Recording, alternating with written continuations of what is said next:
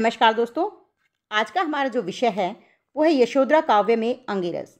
दोस्तों वीडियो को अंत तक ज़रूर देखिएगा। एक बार अच्छे से वीडियो देख लेने पर आप यशोधरा काव्य का अंगिरस स्वयं लिख सकते हैं, क्योंकि बहुत ही सीधी सरल भाषा में इसका उत्तर दिया गया है। देखिए, जो अंगिरस होता है वो कौन सा होता है? जो काव्य में प्रमुख होता है, जिसकी प्रधानता काव्य में होती है। शेष रस जो होते हैं वो उस प्रधान रस के सहायक रस होते हैं। चलिए शुरू करते हैं आज का हमारा वीडियो। किसी प्रबंधात्मक कृति में जो रस प्रमुख होता है उसे साधारणतः अंगिरस कहा जाता है। याद रखिए, जो रस प्रमुख होता है उसे अंगिरस कहा जाता है। यद्यपि रचना में अन्य रस भी होते हैं, परंतु रचनाकार अपनी कृति में किसी एक रस को प्रमुखता देता है। जैसा कि अभी बताया था कि अन्य रस जो हैं वो उसके सहायक बनकर आते हैं और प्रधानता तो सिर्फ एक ही रस की होती है। यशोधरा में अलग अलग विद्वान अलग अलग रस को यशोधरा काव्य का अंगिरस मानते हैं। जैसा कि देखिए, कुछ विद्वान वात्सल्य रस को प्रधान मानते हैं, कुछ विप्रलंब श्रृंगार को, कुछ शांत रस को प्रधान मानते हैं। तो इनमें से कौन सा रस प्रधान रस है, इसी का हमें अंत में क्या करना है? निष्कर्ष निकालना है। यशोधरा में अलग अलग विद्वान अलग अलग रस को यशोधरा काव्य का प्रधान रस मानते हैं। कुछ करुण रस की प्रधानता स्वीकार करते हैं, कुछ विप्रलंब श्रृंगार की, कुछ वात्सल्य की और कुछ शांत रस की प्रधानता स्वीकार करते हैं। देखिए, श्री नागेश्वर सिंह।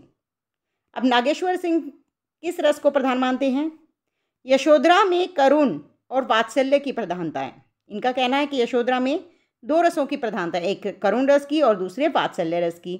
श्री शिव बालक राय ने लिखा है, यशोधरा विलाप में न शांत रस है न करुण रस, न करुण विप्रलंब ही, वह परवास जनित विप्रलंब श्रृंगार का सरस एवं सकरुण चित्र है। याद रखिए, श्री शिव बालक राय इसके अनुसार विप्रलंब श्रृंगार को इसका प्रधान रस स्वीकार करते हैं।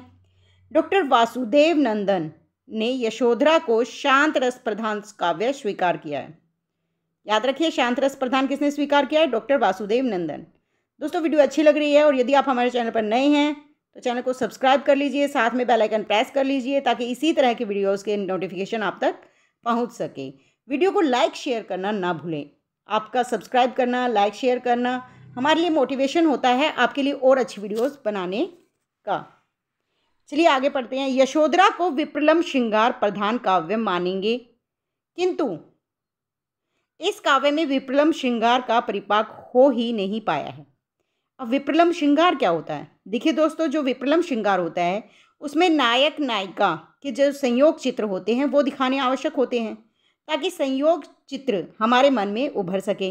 लेकिन जो यशोधरा काव्य है उसमें यशोधरा और सिद्धार्थ के संयोग चित्र देने आवश्यक हैं, लेकिन वो चित्र यहाँ पर उपलब्ध नहीं है।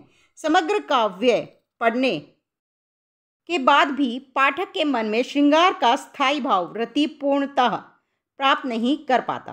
अब क्योंकि इसमें सिद्धार्थ और यशोधरा के संयोग क्षणों का वर्णन नहीं है, तो पाठक के मन में श्रृंगार का जो स्थायी भाव होता है, रति भाव, वो आ ही नहीं पाता।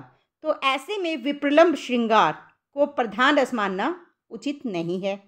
चलिए, ये तो हो गया कि विप्रलंब श्रृंगार इसमें नहीं है।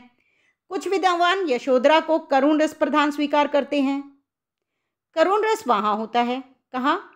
जहाँ इष्ट वस्तु की हानि, प्रेम पात्र का चिरवियोग आदि से शोक नामक स्थायी भाव की परिपुष्टि होती है। तो करुण रस का स्थायी भाव क्या है? क्या है बताइए? अभी बताया तो था, शोक। करुण रस का स्थायी भाव शोक। और शोक कब होता है? जब हमारी जो खास चीज़ होती है, जिसे हम बहुत प्यार करते हैं, वो हमसे हमेशा के लिए बिछुड़ जाए। लेकिन यहाँ पर क्या है?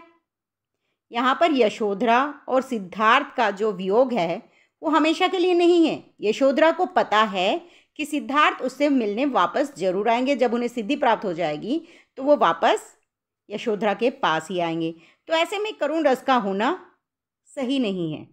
देखिए, साहित्य दर्पणकार के अनुसार इष्ट के नाश और अनिष्ट की प्राप्ति से करुण रस व्यंजित होता है, किंतु यशोधरा के मन में एक बार भी यह संदेह नहीं होता कि उसके इष्ट का कुछ अनिष्ट होगा या वे वापस नहीं आएंगे। यशोधरा का पूर्ण विश्वास है कि एक न एक दिन वे वापस जरूर आएंगे। अतः यशोधरा काव्य करुण रस प्रधान नहीं है। यशोधरा में वात्सल्य रस को भी अंगिरस स्वीकार नहीं किया जा सकता। वात्सल्य रस को अंगिरस स्वीकार क्यों नहीं किया जा सकता? कवि ने वात्सल्य का प्रयोग यशोधरा के विरह को तीव्रता प्रदान करने के लिए किया है। कैसे? जब यशोधरा मरना चाहती है तो वो मर भी नहीं पाती। क्यों? क्योंकि उसके ऊपर कर्तव्य है राहुल को पालने का, अपने बेटे को पालने का।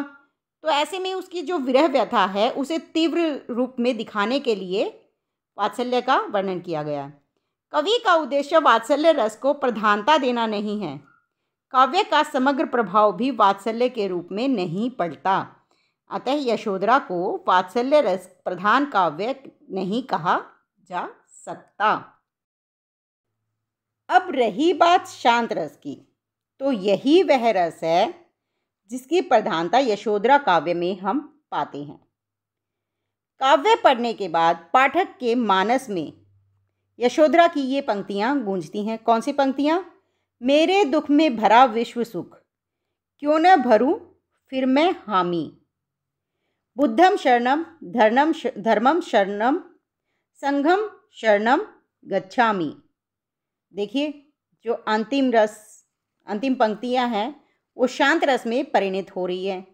शांत रस वहाँ होता है जहाँ न दुख है, न सुख, न चिंता और न द्वेष, न राग और न कोई इच्छा। सब भावों में शम की प्रधानता रखने वाले ऐसे रस को शांत नाम दिया है। न इसमें दुख होता है, न सुख, न ईर्ष्या, न द्वेष, न प्रेम, न मोह। तो ऐसे समान भाव रखने वाले रस को शांत रस नाम दिया गया है। शांत रस का स्थायी भाव क्या है? शम या निर्वेद है। सिद्धार्थ के महाअभिनिष्क्रमण से ही शांत रस की अविरल स्रोत स्विनी प्रवाहित होती है। उनके गृह त्याग के बाद यशोधरा भी श्रृंगार का परित्याग कर देती है। वह भी पूरी तरह तपस्विनी की तरह रहने लगती है। अपने सुंदर केशों को भी काट लेती है, क्योंकि सिद्धार्थ ने अपने केशों को काट लिया था तो वह भी काट लेती है। सारांश यह है कि यशोधरा का अंगिरस शांत रस ही है, व्यापकता की दृष्टि से भी और पाठक के मन पर अंतिम प्रभाव की दृष्टि से भी। काव्य का अंत इन पंक्तियों से होता है, बुद्धम शरणम धर्मम शरणम संघम शरणम गच्छामि। अन्य रस शांत रस के सहायक ही हैं। दोस्तों, वीडियो अच्छी लगी है तो वीडियो को लाइक शेयर ज़रूर कीजिएगा। यदि आप हमारे चैनल पर नए हैं तो चैनल को सब्सक्राइब करना ना भूलें।